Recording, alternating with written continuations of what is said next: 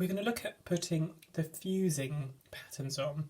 Fusing being the fabric with glue on it that we use heat to attach. Fusing as we know it today is relatively a new invention. It has been around for a long time, a couple of centuries, but only in the last sort of 40, 50, 60 years has it become really widespread and reliable.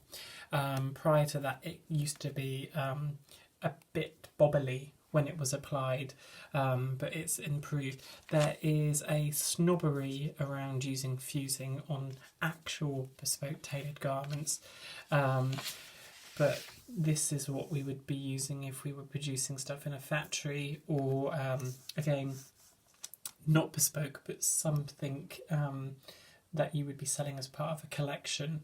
Now, fusing is there to give structure to the garment, but also to maintain its shape as well. Now, when we look at the front pattern piece, we will do what's known as block fusing. So the whole front piece is fused. So we wouldn't actually need to draw a pattern for this, but we would write that it's fused. We might write that it's fully fused. We might sometimes cut a pattern for it, but it's very unlikely.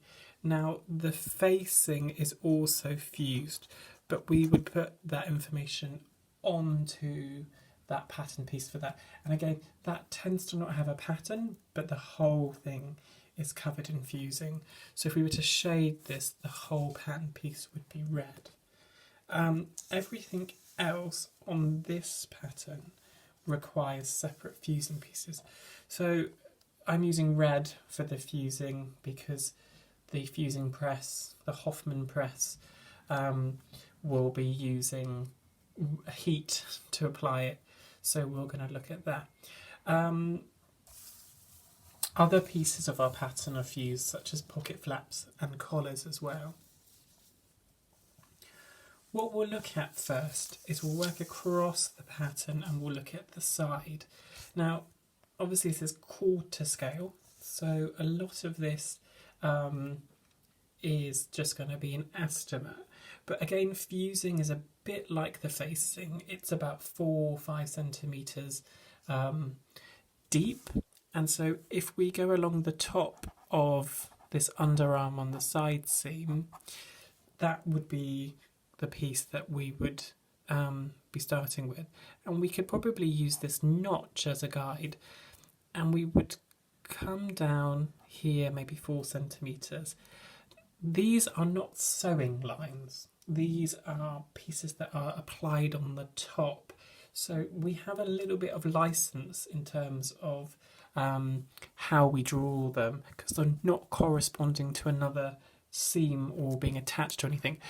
But what we want to avoid, and we'll see that more when we look at a slightly bigger piece, is any strong straight lines, because what we don't want is any sort of impression, indentation from the fusing to come through.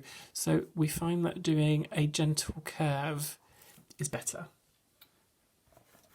So that would be lifted off for something else onto another pattern piece. And then we can take that kind of measurement and that kind of notch there and do the back. So we would come from about there. So we'd want that seam and that seam to be a similar length. Doesn't have to be right on. And then it would go up the armhole, across the shoulder, around the neckline, and then down. If we did have a back neck facing like the pink, I would just bring the facing piece down a little bit under, so that again we don't have layers lying flat on top of each other to avoid too much bulk. And what we're going to do is we're going to come across, and when we get to about 4 or 5 centimetres from the end in real scale, we're going to come down. But going back to the idea that we want a gentle curve, we would normally curve this piece.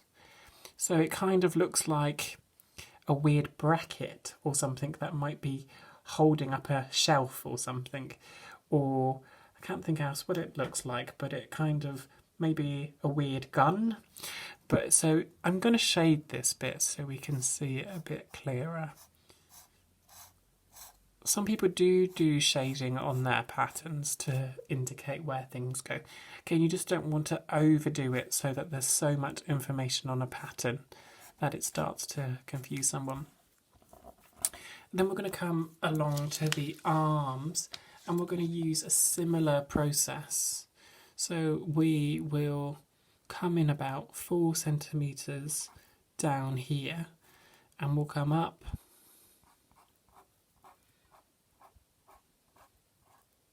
and over and then down about 4 centimetres here.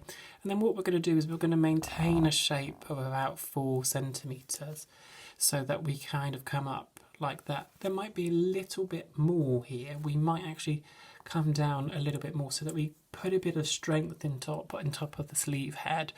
I'm just going to get the pencil and I'll show you what that looks like. So something like that, maybe. That's a bit fat there. That's why pencil's so good.